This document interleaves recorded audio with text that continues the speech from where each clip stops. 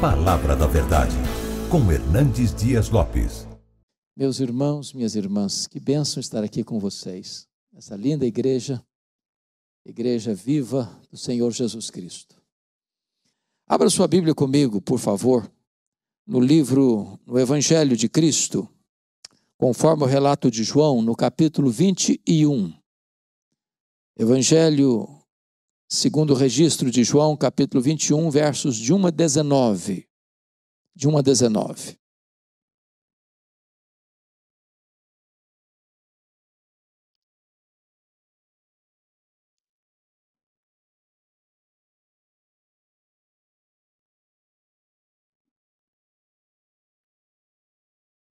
Está escrito assim: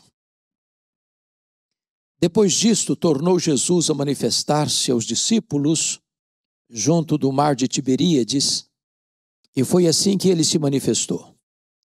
Estavam juntos Simão Pedro, Tomé, chamado Dídimo, Natanael, que era de Caná da Galileia, os filhos de Zebedeu e mais 2 dos seus discípulos. Disse-lhe Simão Pedro: Vou pescar. Disseram-lhe os outros: Também nós vamos contigo.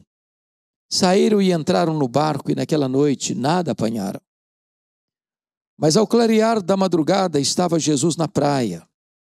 Todavia os discípulos não reconheceram que era ele.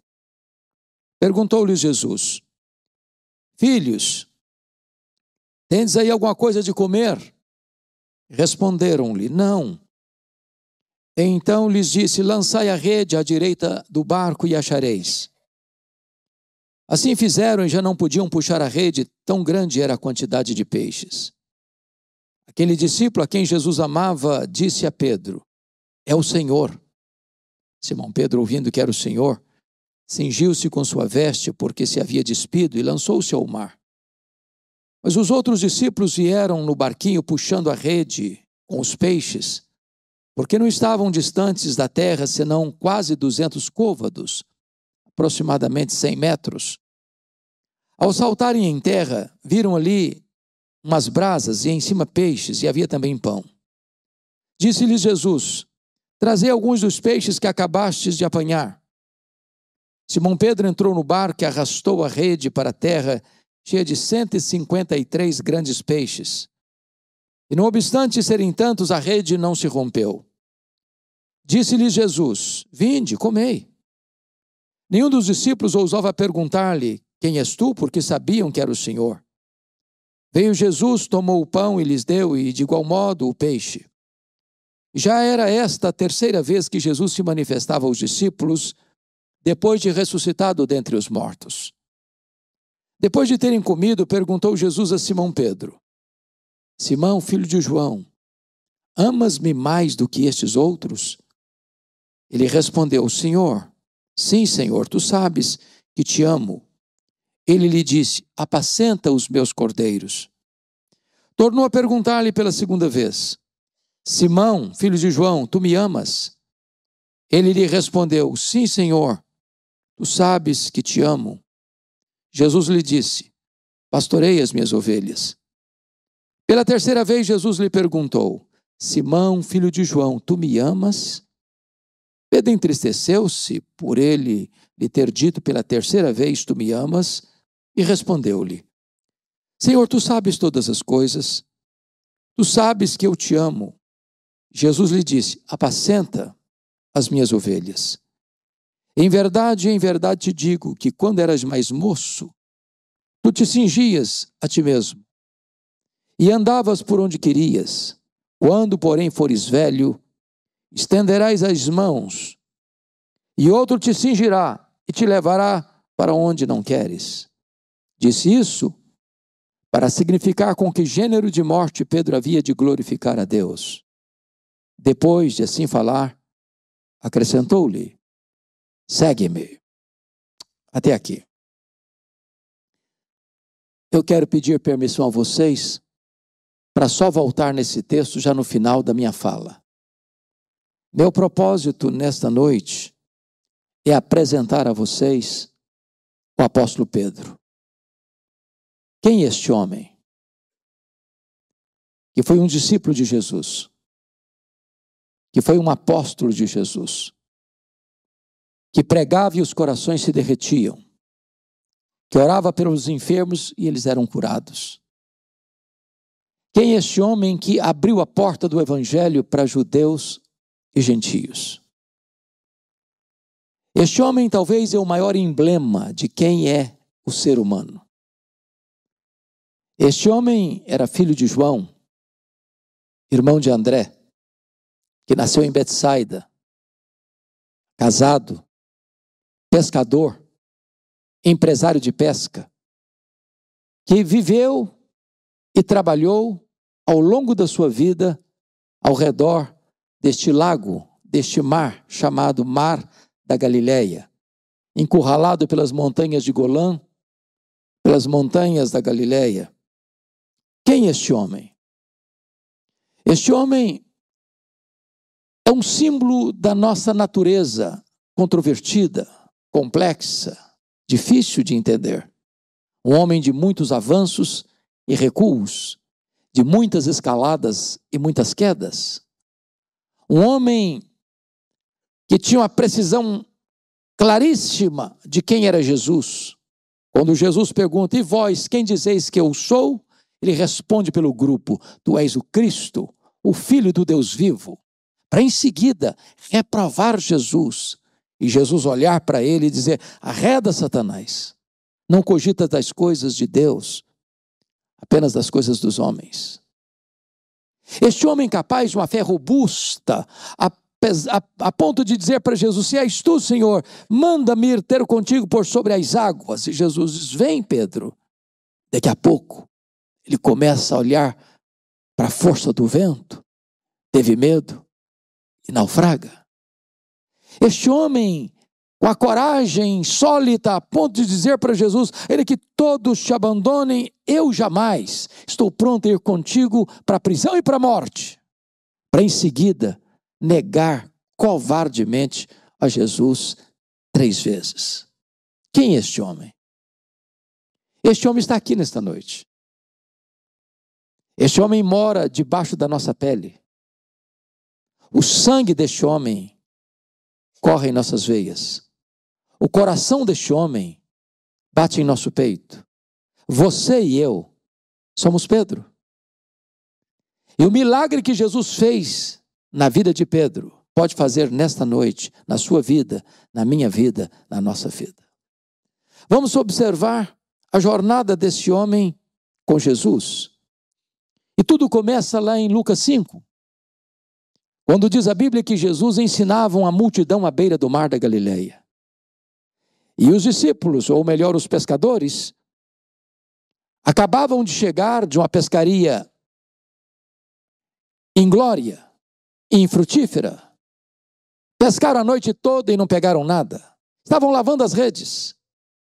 Quando Jesus olha 2 barcos ancorados, e um era o barco de Pedro, e Jesus propositadamente entrou no barco de Pedro e disse para Pedro, Pedro, afasta o barco. E Jesus transforma aquele barco num púlpito e transforma a água no veículo da sua voz. E dali ele ensina a grande multidão.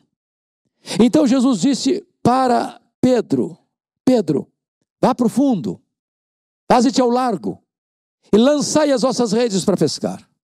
Diz a Bíblia que Pedro, uma lógica irretocável, disse para Jesus, ô mestre, desse negócio aqui entendo eu. Eu sou um pescador profissional. Trabalhamos a noite inteira. Não apanhamos nada. O mar não está para peixe hoje. Mas de repente acende em sua alma um lampejo de fé. E ele diz, mas sob a tua palavra eu lançaria as redes. E quando ele lança as redes, um cardume começa a pular nas redes. As redes começam a se romper. Aquele barco não consegue conter todo o produto da pesca milagrosa, o outro barco precisa vir. Quando Pedro percebe que não está apenas diante de uma noite de sorte, ou de uma pescaria extraordinária, mas de um milagre insólito, ele larga para lá o barco, ele larga para lá as redes, ele vai na direção de Jesus, se prostra e diz, Senhor, afasta-te de mim, vai embora de mim, arreda-te de mim, eu sou um pecador, eu não mereço estar na tua presença. E Jesus olha para ele e diz, não temas, a partir de hoje eu farei de ti um pescador de homens. E Pedro começa a seguir Jesus, a caminhar com Jesus, a ver os milagres de Jesus, a ouvir os ensinamentos de Jesus. E diz a Bíblia, lá em Mateus 16, que Jesus está agora no extremo norte de Israel, lá em Bânias, lá no sopé do Monte Hermon, lá onde nasce o Rio Jordão, lá em Cesareia de Filipe. E Jesus faz uma enquete com seus discípulos perguntando assim: quem dizem os homens ser o filho do homem? Em outras palavras, o que o povo comenta a meu respeito? E os discípulos responderam: mestre, o povo está confuso. Ninguém sabe quem tu és. Uns acham que tu és João Batista, outros acham que tu és Elias, outros acham que tu és Jeremias, outros pensam que tu és alguns dos profetas. Ninguém acertou. Então Jesus pergunta para eles: e vós, quem dizeis que eu sou? E Pedro, que era líder, Pedro que era falante, Pedro que não suportava que ninguém falasse na frente dele, responde pelo grupo: tu és o Cristo, o Filho do Deus vivo. Talvez até aguardando um elogio de Jesus. Parabéns, Pedro, você é um homem antenado, você é um homem com grande discernimento espiritual.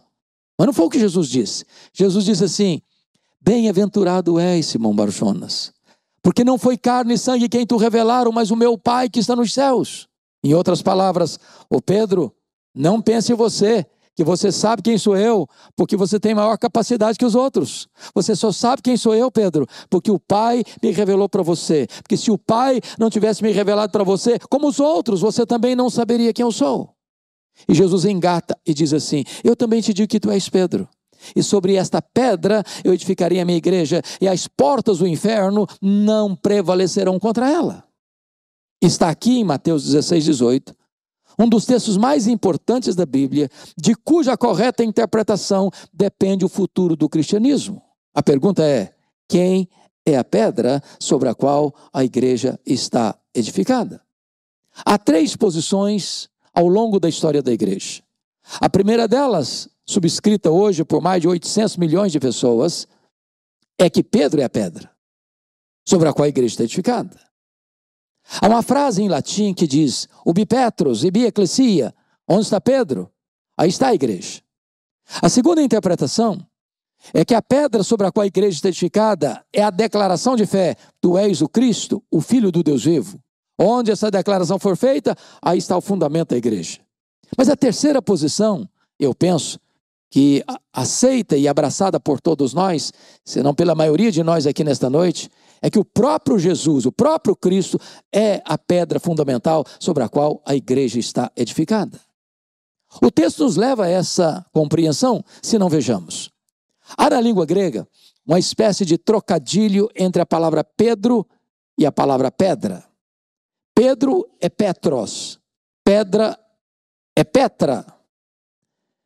Não é pedra que deriva de Pedro, é Pedro que deriva de pedra. Petros é um fragmento de pedra, arrancada de um maciço rochoso.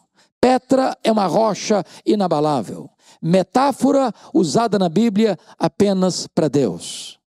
Então o que Jesus está dizendo é o seguinte: eu também te digo que tu és um fragmento de pedra, mas sobre esta rocha, sobre esta Petra que sou eu edificarei a minha igreja. Mas o pronome demonstrativo também nos ajuda a entender. Tanto na língua portuguesa, quanto no inglês, quanto no grego, há uma diferença entre esta e essa. Diz that. Esta, essa. Por exemplo, eu estou com a minha Bíblia aqui na mão. Então eu digo esta Bíblia. Ela está comigo. Mas se eu coloco a Bíblia no púlpito e me afasto, eu digo essa Bíblia. Se Jesus tivesse a intenção de dizer que Pedro era pedra, ele teria dito: eu também te digo que tu és Petros, e sobre essa pedra edificarei minha igreja. Mas não foi o que ele disse. Eu também te digo que tu és Petros, e sobre esta pedra eu edificarei a minha igreja. De tal maneira que Jesus é o fundamento da igreja. Mas mais, ele é o dono da igreja. Edificarei a minha igreja. A igreja não é sua, a igreja não é minha, a igreja não é nossa, a igreja tem dono, e o dono da igreja tem marcas de cravos em suas mãos. Terceiro, Jesus é o edificador da igreja. Quem edifica a igreja não é você, nem eu, nem nós. Quem edifica a igreja é o próprio Senhor Jesus. Diz o apóstolo Paulo: eu plantei, Apolo regou, mas quem dá o crescimento é Deus. De tal maneira que nem o que planta, nem o que rega é coisa nenhuma, mas Deus que dá o crescimento. Nós poderíamos usar todos os nossos recursos e não produziríamos uma conversão sequer. Portanto, quem edifica a igreja é Jesus. Ele é o fundamento da igreja, ele é o dono da igreja, ele é o edificador da igreja. E em quarto lugar, ele é o protetor da igreja, e as portas do inferno não prevalecerão contra ela. Pois bem, a partir de agora, diz Mateus 16, que Jesus passa a ensinar algo que nunca tinha tratado com eles. Pela primeira vez, Jesus abre essa agenda para eles e diz assim: o Filho do Homem vai ser entregue nas mãos dos homens, para ele ser crucificado. E diz a Bíblia que quando Pedro escuta isso, imediatamente depois de declarar: tu és o Cristo, o Filho do Deus vivo, diz o texto, que chama Jesus à parte. Vem cá, Jesus, vem cá. E passa a reprovar Jesus. Tem piedade de ti. Que isso? Isso não pode acontecer. Larga a mão desses pensamentos soturnos, doentios. Pensa melhor. E Jesus se volta para ele e diz: arreda, Satanás. És para mim causa de tropeço. Não cogitas das coisas de Deus, apenas das coisas dos homens. Pensem bem comigo.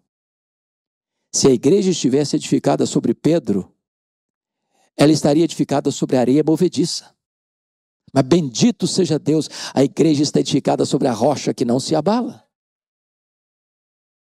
Mas vamos entender o que Jesus não disse. Primeiramente, Jesus não está dizendo que Pedro é Satanás. Ele não está dizendo isso. Segundo, Jesus não está dizendo que Pedro está endemoniado, possesso. Ele não está dizendo isso. Terceiro, Jesus não está mandando Pedro arredar. Ele não está dizendo isso. O que Jesus está fazendo é mandando Satanás arredar. Que Satanás? O Satanás que está induzindo Pedro a afastar Jesus da cruz.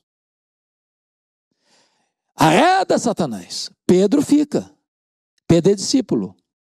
Em Pedro, Jesus vai continuar investindo. Porque se nós não discernirmos isso, a gente diz: arreda, Pedro. Aí o Satanás fica. Não, Satanás arreda, Pedro fica. Pedro é discípulo. Tanto é verdade que Jesus não manda Pedro arredar e permanecer, é que uma semana depois, diz a Bíblia, ele sobe para um alto monte. A tradição diz que é o Tabor. Outros pensam que é o Hermon. Para nós não importa, porque nós não fazemos peregrinação sagrada. E diz a Bíblia que Jesus leva para o alto do monte Pedro, Tiago, João. E ali 4 milagres acontecem no alto daquele monte. Primeiro milagre, Jesus é transfigurado na presença deles. Segundo milagre, Moisés e Elias aparecem em glória conversando com Jesus sobre a sua partida para Jerusalém. Terceiro milagre, uma nuvem luminosa os envelopa. Quarto milagre, de dentro da nuvem surge uma voz celestial dizendo: este é o meu filho, o meu eleito, a ele ouvi. Em outras palavras, Moisés e Elias, o representante da lei e dos profetas, estão conversando com Jesus sobre a sua partida, e a palavra partida no grego é êxodos, de onde vem a nossa palavra portuguesa, êxodo. E eles estão dizendo para Jesus, e conversando com Jesus, que a sua morte na cruz era e é o nosso êxodo. Foi na cruz que Jesus nos libertou. Foi na cruz que Jesus quebrou os grilhões da nossa vida. Foi na cruz que Jesus rompeu as nossas cadeias. Foi na cruz que Jesus comprou a nossa eterna redenção. Foi na cruz que Jesus nos tornou verdadeiramente livres. Os discípulos, Pedro inclusive está lá, mas ele não tem discernimento. Vendo milagres, mas não discernindo as coisas mais importantes da vida cristã, por exemplo, ele não discerniu a centralidade da pessoa de Jesus. Quando ele disse assim, mestre, bom estarmos aqui, nós vamos fazer 3 tendas. Ele achava que ele estava no controle da situação. Uma vai ser tua, outra vai ser de Moisés, outra vai ser de Elias. E diz o texto que ele não sabia o que estava falando. E por que ele não sabia o que estava falando? Estava falando uma bobagem. Que bobagem? Ele estava comparando e equiparando Jesus a Moisés e a Elias, ao representante da lei e ao representante dos profetas. Mas Jesus não é apenas um grande homem entre os homens, ele é o próprio Deus entre os homens. Ele é único, ele é singular, ele é absoluto. Mas diz a Bíblia que quando eles desceram desse monte, tinha uma multidão presente e um pai aflito, com um filho único endemoniado, que tinha apresentado aos discípulos que estavam no sopé do monte, os 9 que ficaram, e diz a Bíblia que eles não puderam libertar o menino. E então diz o texto que esse pai apresenta Jesus, apresenta o caso a Jesus, e Jesus solta um gemido, dizendo, ó, geração incrédula e perversa, até quando eu vos suportarei? Trazei o menino. E Jesus dá uma ordem para o menino, aliás, para os demônios que estão no menino, saia desse rapaz e nunca mais volta a ele. E o menino ficou livre, e o menino ficou liberto. E diz Lucas 9:43, que todos ficaram admirados do quanto Deus fazia por intermédio dele. Todos quem? A multidão e os discípulos inclusive.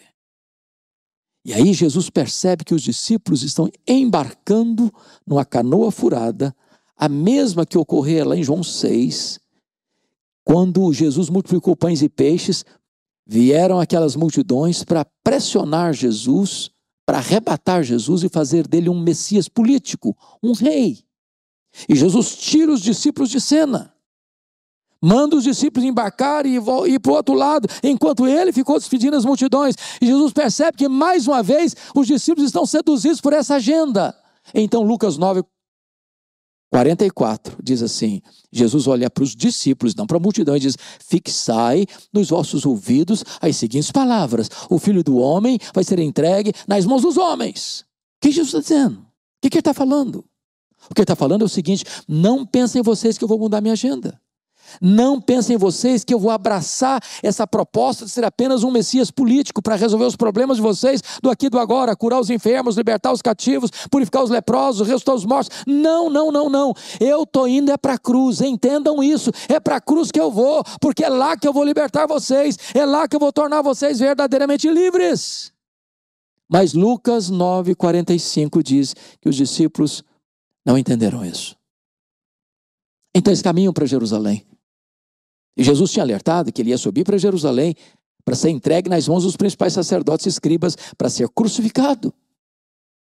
E diz a Bíblia que quando eles estão entrando em Jerusalém, pelo Monte das Oliveiras, uma multidão o acompanha e outra multidão o espera, e eles vão distribuindo ramos e palmeiras na estrada, naquela caminhada, e gritando e cantando, Hosana, Hosana, bendito é o que vem em nome do Senhor. E Jesus vai descendo o Monte das Oliveiras, Jesus vai atravessar o Vale do Cedron, Jesus vai começar a subir a encosta do Monte Moriá, lá está a entrada da cidade, lá está o templo, e diz o texto em Lucas, que quando Jesus está entrando, a multidão canta e Jesus chora. E o termo grego é chorar convulsivamente. E por que Jesus chora? Porque Jesus percebeu que Jerusalém não aproveitou o tempo da sua visitação. Que Jerusalém era Jerusalém que matava os profetas e aqueles a quem Deus enviava. Jesus chora porque sabe que essa cidade vai rejeitá-lo. E depois que ele entra, depois de purificar o templo, ele diz para Pedro e para João, vocês vão me preparar um lugar para que eu possa comer a Páscoa com vocês. E Jesus dá todas as dicas e todas as orientações, prepara o cenáculo, era quinta-feira à noite, a noite mais importante. Diz a Bíblia que ali estava a mesa posta para a Páscoa, e o que tinha nessa mesa?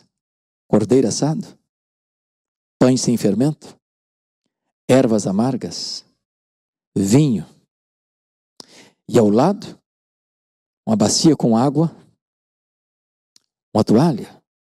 E por quê? Porque não se assentava à mesa sem lavar os pés. Por que não? Porque os calçados não eram fechados como os nossos. Porque Jerusalém está dentro de um deserto. os pés empoeirados. As mesas não eram tão altas quanto as nossas, onde você enfia o pé debaixo da mesa e esconde a sujeira dos pés. As mesas eram baixas. Você ficava firmado no seu cotovelo e seus pés ficavam bem próximos ao rosto da outra pessoa. Os discípulos não têm coragem de lavar os próprios pés, nem lavar os pés dos outros, porque isso era o papel de um escravo. E eles, então, sem qualquer reflexão, se assentam à mesa primeiro, sem lavar os pés. E qual é o papo que rola na mesa? Quem de nós é o mais importante? Quem de nós é o maior? Quem de nós vai ter maior projeção no reino? E quando Jesus percebeu que os discípulos estavam antenados no outro canal, porque Jesus está na sombra da cruz, preparando-se para ir para a cruz, e os discípulos pensando em prestígio, na feira das vaidades, Jesus os choca, pegando a toalha, pegando a bacia e começando a lavar os pés dos discípulos. Eu imagino o constrangimento, o tapa de luva, lavando os pés de Mateus, de Tomé, de Judas Iscariotes, até que Jesus chega diante de Pedro. E Pedro não pode aceitar essa cena. E pergunta: tu me lavarás os pés a mim? E Jesus olha para ele e diz: se eu não, o que eu faço agora, tu não entendes, entendê-lo-ás depois. Aí Pedro radicalizou: nunca me lavarás os pés. Não, eu não vou permitir que tu te humilhes a esse ponto de tornar-te um escravo. Não, os meus pés tu não vais lavar. E Jesus então disse para ele: se eu não te lavar os pés, tu não tens parte comigo. Aí Pedro, que é 880, diz: então o senhor lava os pés, o senhor lava as mãos, o senhor lava a cabeça, aproveita e me dá um banho completo. E Jesus: não, Pedro, agora é você que não está entendendo. Todos vocês já estão limpos, exceto um. Está falando de Judas Iscariotes. Só precisa lavar os pés. Que Jesus está falando. Todos vocês já passaram pelo lavar regenerador do Espírito Santo. Agora vocês precisam deste lavar contínuo e diário do processo da santificação. E ali, Jesus faz a grande transição do judaísmo para o cristianismo. Quando ele pega um pão, o parte e diz: este pão é o meu corpo que é dado por vós. Fazei isto em memória de mim. Ele pega o cálice de vinho e diz: este cálice é a nova aliança em meu sangue. Bebei dele todos. Fazei isto em memória de mim, até que eu retorne para vós. E a partir daquele dia, cessa a matança de cordeiros. A partir daquele dia, Jesus é o nosso Cordeiro Pascal, o Cordeiro de Deus que tira o pecado do mundo. Depois da Páscoa, eles cantam um hino. A essas alturas, o Judas Iscariotes já tinha sido desmascarado por Jesus. Satanás já tinha entrado nele. E já tinha saído nas sombras espessas daquela noite trevosa, para entregar Jesus aos principais sacerdotes. E quando estão saindo, Jesus se aproxima de Pedro e diz: Pedro, Satanás vos requereu para peneirar-vos ou para peneirar-te como trigo. Mas eu roguei por ti para que a tua fé não desfaleça. Quando te voltares para mim, fortalece aos teus irmãos. Eu acho que Pedro deu uma raspada na garganta e disse: Senhor, eu estou sabendo exatamente o que está acontecendo. Eu sei que nos bastidores tramam a tua prisão e a tua morte. Jesus, eu acho que os meus colegas não vão aguentar. Eles não têm tutano para isso. Mas deixa eu dizer uma coisa, conta comigo. Eu sou batuta. A corda não rói do meu lado. Eu quero dizer para o Senhor que todos te abandonem, eu jamais. Por ti darei minha vida. Estou pronto a ir contigo para a prisão e para a morte. E Jesus olha bem para ele e diz: pois em verdade te digo, que nesta mesma noite, antes que o galo cante, tu me negarás 3 vezes. Eu acho que o Pedrão calou. Silenciosamente, desceram no Monte Sião, atravessaram o Vale de Cedron, mergulharam nas fraldas do Monte das Oliveiras. Lá tinha um jardim, chamado Jardim do Getsêmani, onde tinha uma prensa de azeite. E diz a Bíblia que Jesus chega ali, era um local que ele orava com frequência. Deixa 8 dos discípulos para trás, porque Judas não está mais entre eles. Chama Pedro, Tiago e João e diz: vocês vêm comigo. Vem comigo. Então Jesus disse para eles assim: vigiai comigo. E abre o coração para eles e diz assim: a minha alma está profundamente triste até a morte. Ficai comigo e vigiai comigo. E diz o texto que Jesus avança sozinho para o interior do jardim. Ele, o Criador do universo, o Rei da glória, põe o rosto no chão. E diz Hebreus 5:7, que ele ofereceu àquele que podia libertá-lo da morte forte clamor e lágrimas. E ele ora, e ele chora, e ele ora, e ele chora, e ele ora, e ele chora e diz: Pai, se possível, passe de mim este cálice sem que eu beba, mas se não, seja feita a tua vontade. Quando Jesus volta para Pedro, Tiago e João, eles estão dormindo. E Jesus não acorda os 3 não, só acorda o Pedro. Dá uma balançada no peito e diz: Pedro, nem uma hora pudeste vigiar comigo. Vigiai e orai para que não entreis em tentação. O espírito está pronto, mas a carne é fraca. E Jesus volta para o segundo período de oração, põe o rosto no chão e ora e chora, e ora e chora, e ora e chora, e ora e chora, e repete as mesmas palavras. Diz a Bíblia que vem um anjo do céu e consola Jesus. Ele volta para Pedro, Tiago e João, estão dormindo outra vez. Aí Jesus volta para o terceiro round de oração, e agora a batalha é maior. Agora a luta é mais titânica. Agora Jesus não apenas molha o chão com as suas lágrimas, mas o seu corpo começa a suar sangue e ele tinge a terra com lágrimas e com sangue, repetindo as mesmas palavras. Agora preste atenção. Quando Jesus se levanta dos seus joelhos, ele não está mais angustiado. Não tem mais angústia nele. Não tem mais angústia. Ele se volta para os discípulos, estão dormindo, e ele dá uma balançada neles assim, diz: ainda dormis e repousais, acordai, vamos-nos, o inimigo se aproxima. E o Pedro acordou meio atabalhoado e viu aquela turba chegando armada até os dentes, pega a espada, decepa a orelha de Malco, e Jesus: guarda essa espada, Pedro. Se eu precisasse desse tipo de ajuda, eu rogaria ao Pai, ele me mandaria mais de 12 legiões de anjos. O que são 12 legiões de anjos? São 72 mil anjos. Quando a turba chega, armada até os dentes, liderada por Judas Iscariotes, de noite, Jesus pergunta: a quem buscais? Ele não está se escondendo, ele está se apresentando. A Jesus do Nazareno, pois sou eu. E caíram por terra. Naquela noite, prenderam Jesus. Não porque Jesus sucumbiu ao poder de Roma. Não porque Jesus sucumbiu à soldadesca do Sinédrio. Diz Lucas que ele foi preso porque aquela era a hora das trevas. Para aquele momento, ele tinha vindo. E quando prenderam Jesus, covardemente os discípulos fugiram, se dispersaram. O valentão Pedro não consegue cumprir a sua promessa. Passa a seguir Jesus de longe. E ele consegue, na companhia de João, possivelmente, aparentado com o sumo sacerdote, entrar lá no pátio da casa do sumo sacerdote, onde Jesus estava lá. O sinédrio tinha sido convocado à revelia da lei, contratado testemunhas falsas para acusarem Jesus, e Jesus está sendo cuspido, e Jesus está sendo esbordoado lá no sinédrio. E Pedro consegue entrar.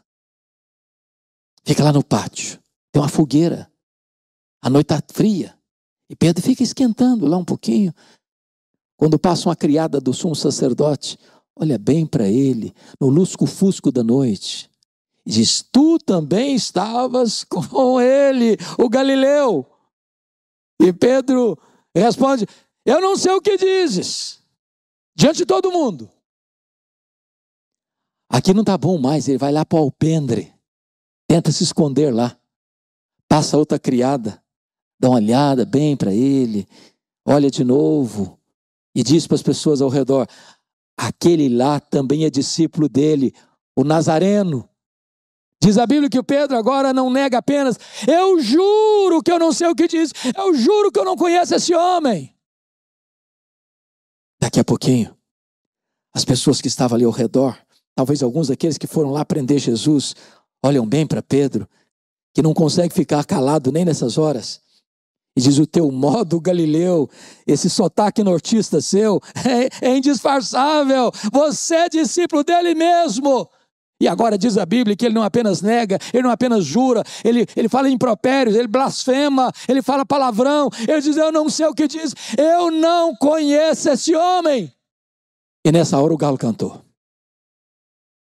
Quando o galo cantou, Jesus cravou o olhar nele.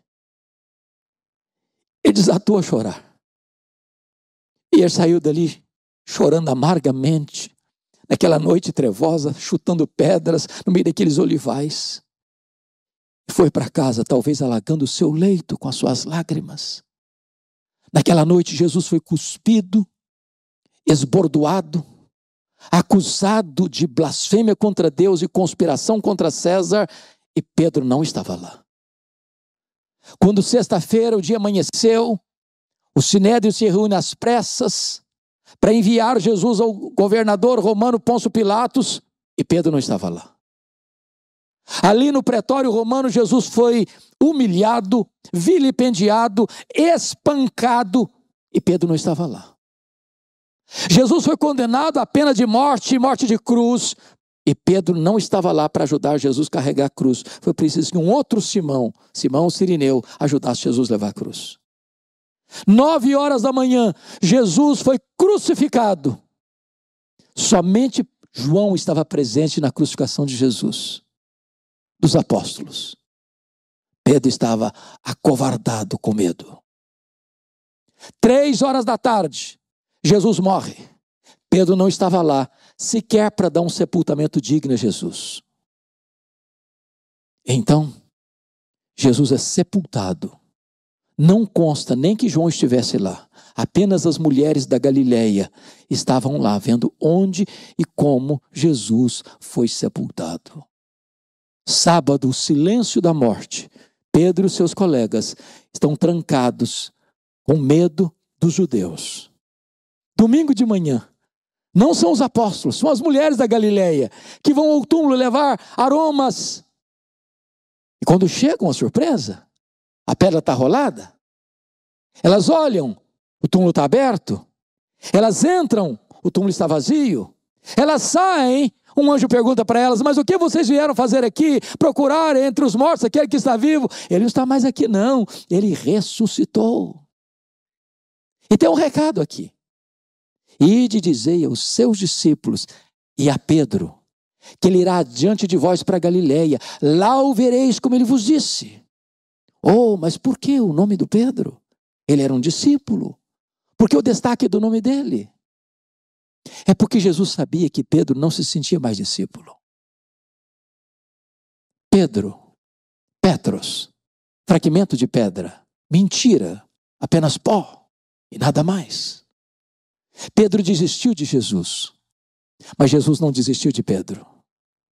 Eu quero dizer para você que apesar dos seus fracassos, deslizes e quedas, Jesus não desiste de você. Agora imagine comigo, pastor Ederson, essa caminhada de Pedro com seus colegas para Galileia. De Jerusalém a Galileia são 153 quilômetros.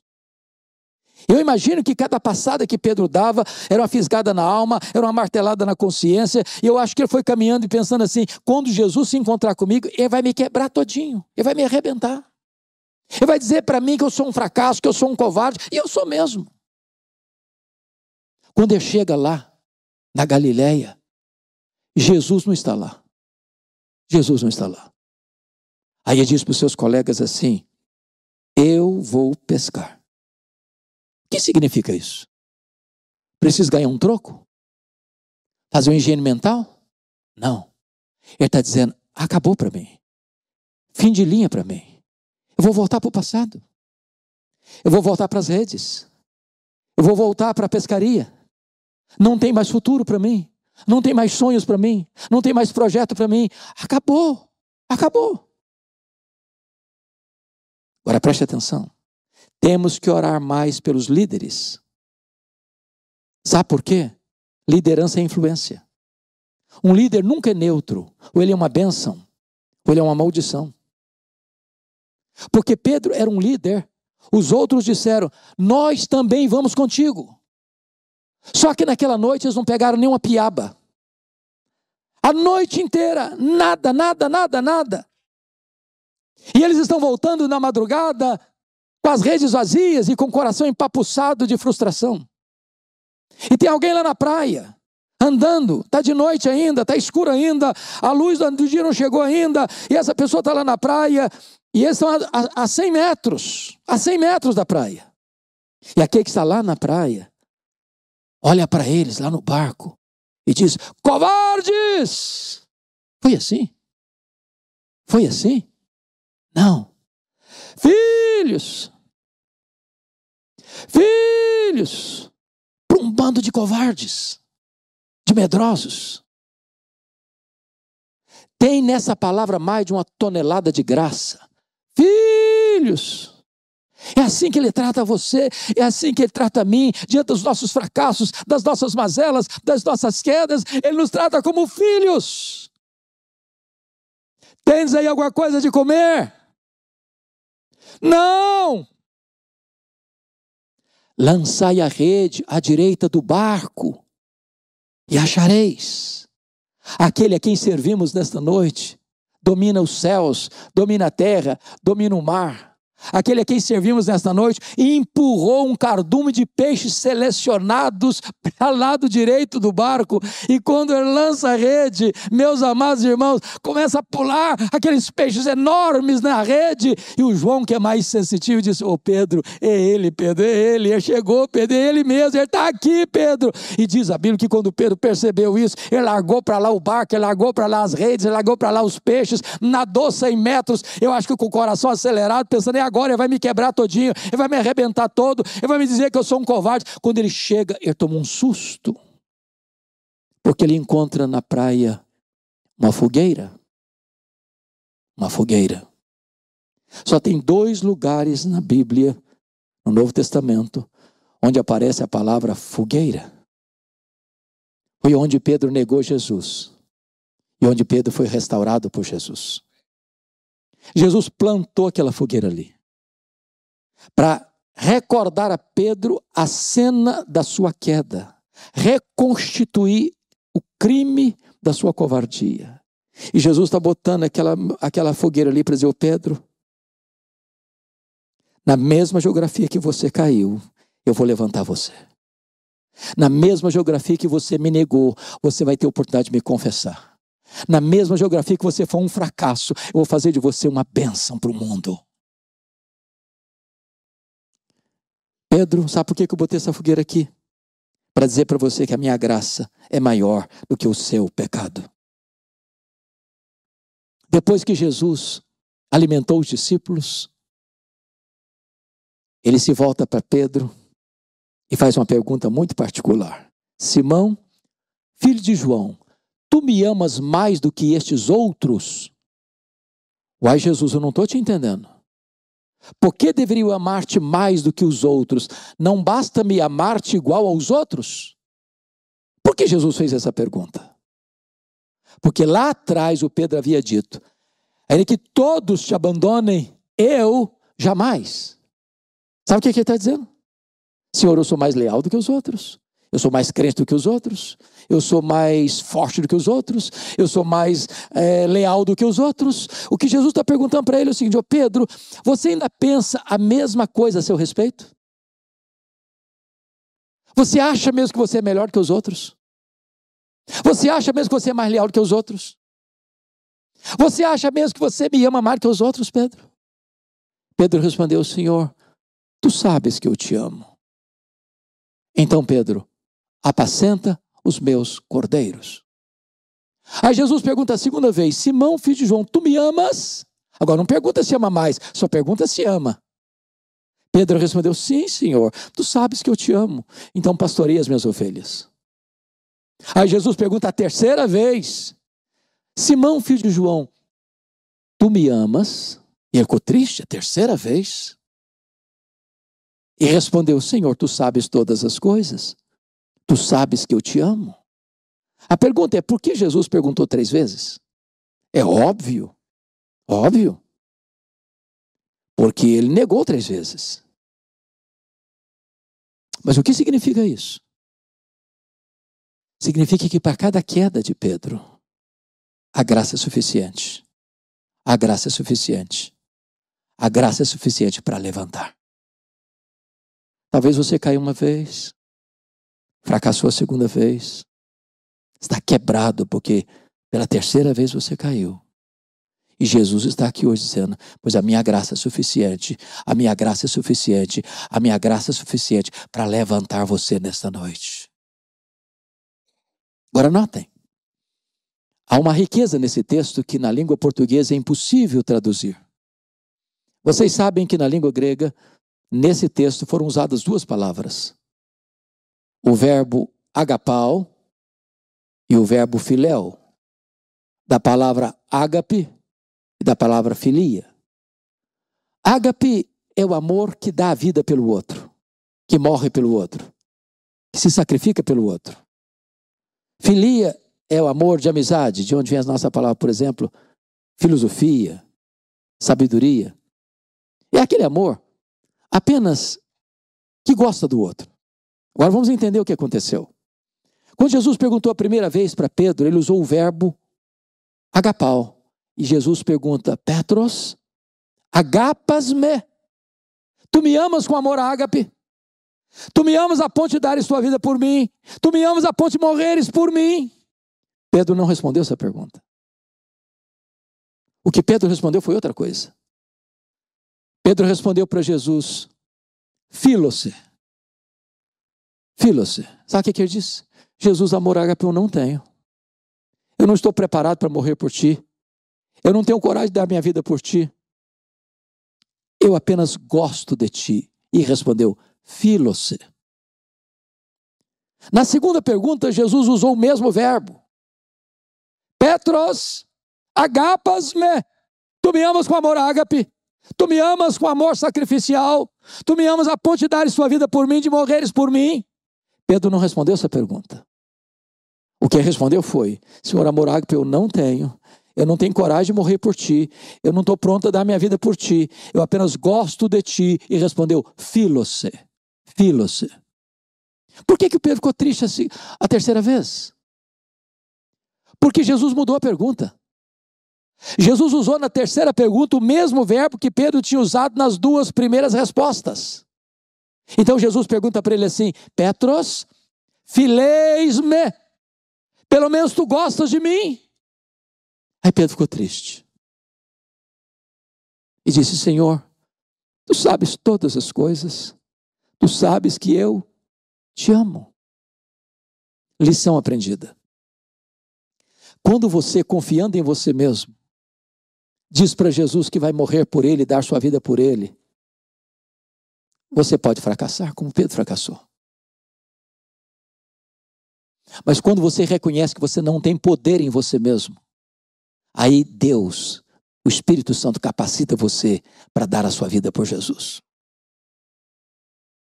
Mas notem que Jesus não está apenas restaurando Pedro, ele está restaurando o ministério de Pedro. Porque ele diz: apacenta os meus cordeiros, pastoreia as minhas ovelhas, apacenta as minhas ovelhas.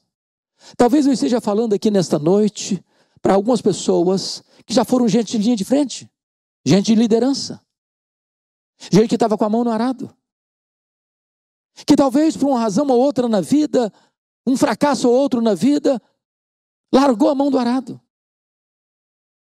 retrocedeu, desistiu. E diz: não tem mais jeito para mim, não tem mais solução para mim, pois Jesus está aqui hoje para colocar de volta na sua mão o cajado de pastor.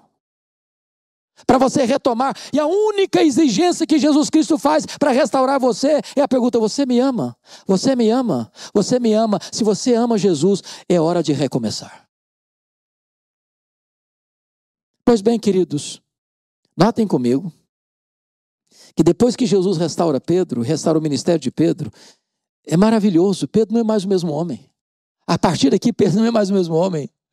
Pedro não é mais covarde, Pedro não é mais medroso, Pedro agora enfrenta prisões, Pedro agora enfrenta açoites, Pedro agora é um homem de oração, Pedro agora é um homem que prega e os corações se derretem, Pedro agora é um homem que ora e os enfermos são curados, Pedro agora é um homem poderosamente usado por Deus. E diz o versículo de número 19, confira comigo, versículo 18, que Jesus então se dirige a Pedro assim: em verdade te digo, que quando eras mais moço, tu te cingias a ti mesmo, e andavas por onde querias. Quando, porém, fores velho, estenderás as mãos, e outro te cingirá, e te levará para onde não queres. O que Jesus está querendo dizer com isso? Jesus está dizendo assim para Pedro: Pedro, você se lembra naquele dia que você prometeu que daria sua vida por mim? Que morreria por mim? Pois é, Pedro, esse dia vai chegar. Não é agora não. É quando você ficar velho. Eles vão pregar você numa cruz. Eles vão cingir você. Eles vão crucificar você. E o verso 19 diz assim: Jesus disse isto para significar com que gênero de morte Pedro havia de glorificar a Deus. Jesus está dizendo para Pedro que na velhice ele vai morrer crucificado, mas com esse gênero de morte Pedro vai glorificar a Deus. E só depois de avisá-lo é que Jesus diz assim: depois de assim falar, acrescentou-lhe: segue-me. Não é segue-me para o sucesso, não é segue-me para a riqueza, não é segue-me para os aplausos do mundo, é segue-me para a cruz, para a morte. Agora preste atenção comigo. Se não fosse a graça de Deus na vida de Pedro, eu acho que ele sairia daqui, pastor Ederson, para uma clínica psiquiátrica. Você já pensou o que um cara chega em casa, ele era casado, e a esposa vai recebê-lo à porta com um abraço e vem na cabeça dele: quando você ficar velho, você vai morrer crucificado. Ele está tomando uma refeição deliciosa e vem na cabeça dele assim: quando você ficar velho, você não vai aposentar não, você não vai morar numa casa de praia não, você não vai morar numa montanha não, você vai ser crucificado. Está viajando, fazendo a obra de Deus. E vem na cabeça dele: quando você ficar velho, você vai morrer crucificado. A pergunta é: a velhice chegou. Está na hora da profecia se cumprir. Como é que ele reagiu? Vejamos então, e eu termino aqui. Segunda carta de Pedro, capítulo 1. Confira comigo. Versículos 14 e 15. Olha como é que foi a reação dele. Versículo 14, ele diz assim: certo de que estou prestes a deixar o meu tabernáculo, como efetivamente nosso Senhor Jesus Cristo me revelou. Essa expressão certo de que estou prestes é a mesma de Paulo: o tempo da minha partida é chegado. Tem o mesmo significado. Deixar o meu tabernáculo, o que ele está falando? Deixar o tabernáculo significa morrer. Morrer. Quando esse tabernáculo se desfizer, temos uma casa permanente no céu. Como efetivamente nosso Senhor Jesus Cristo me revelou. Ou seja, ele entendeu a profecia lá atrás. Quer dizer, a minha morte e a natureza da minha morte foi profetizada por Jesus. Foi revelada por Jesus. Como é que ele está sentindo? Desesperado? Deprimido? Com medo? Tentando fugir? Vejamos o versículo 15. Mas, de minha parte, esforçar-me-ei. De que maneira? Diligentemente. Por fazer que todos, que a todo tempo, mesmo depois da minha partida, ou seja, mesmo depois da minha morte, conserveis lembrança de tudo. Sabe o que ele está dizendo? Trocando em miúdos. Roma não vai me matar. Roma não tem poder de botar um fim no meu ministério. Roma pode silenciar minha voz, mas a pregação que eu proferi, que eu anunciei, vai continuar reverberando na história. O meu ministério não vai acabar. O que eu ensinei vai continuar produzindo resultados e efeitos ao longo dos séculos. Meus amados irmãos, aqui está a grande vitória de um cristão. Nem a vida, nem a morte pode separá-lo do amor de Deus. Os homens podem tirar nossa vida, mas os homens jamais poderão matar a voz do evangelho que foi proferida pela nossa boca. Esta voz vai continuar ecoando. Esta voz vai continuar ressoando nos corações. Esta voz do evangelho vai continuar produzindo resultados extraordinários para o reino de Deus. Eu preciso de você que o mais importante, então, não é o obreiro, é a obra. Não é o evangelista, é o evangelho. Não é, meus amados irmãos, o pregador, é a pregação. Deus sepulta os seus obreiros e a sua obra continua, vitoriosamente, vitoriosamente. É claro que o cristianismo, irmãos, requer de nós postura, decisão e coragem. É por isso que a Bíblia diz que os covardes, os tímidos, não entrarão no reino de Deus. Não dá para ficar em cima do muro. É preciso se posicionar. E entender uma coisa: se vivemos, para o Senhor vivemos. Se morremos, para o Senhor morremos. Quer pois vivamos, quer pois morramos, nós somos do Senhor. Que esta igreja continue engajada e comprometida com este evangelho. Que muitos, se Jesus não voltar antes, sejam levantados. E que esta obra continue por gerações e gerações, para a glória do Cordeiro, daquele que nos amou e deu a sua vida por nós. Vamos ficar em pé e vamos orar.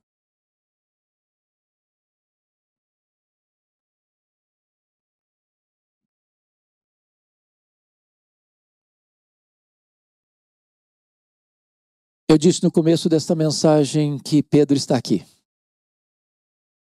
Que Pedro mora debaixo da nossa pele. Que o sangue de Pedro corre em nossas veias. Que o coração de Pedro bate em nosso peito. Eu não sou diferente de Pedro. Você também não é. Pedro teve os seus deslizes, suas fraquezas, mas ele foi restaurado pela graça. E o Deus de toda a restauração está aqui nesta noite. O Pedro que está aqui hoje pode ser levantado por Jesus, perdoado por Jesus, restaurado por Jesus, usado poderosamente por Jesus. Você é Pedro? Essa mensagem encontrou o endereço certo.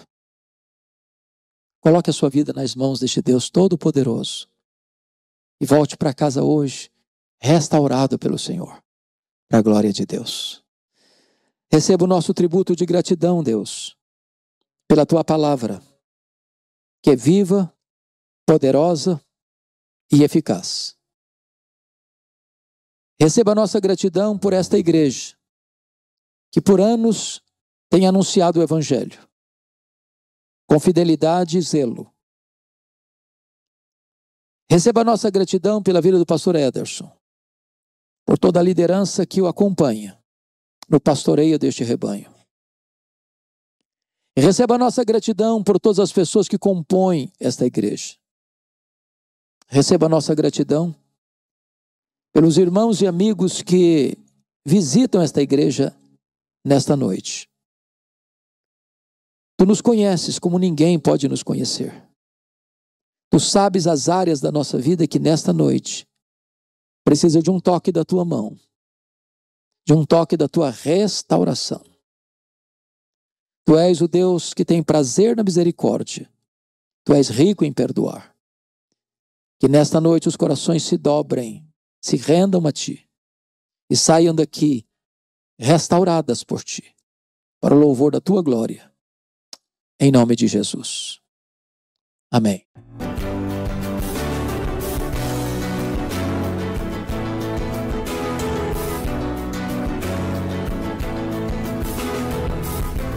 Palavra da Verdade, com Hernandes Dias Lopes.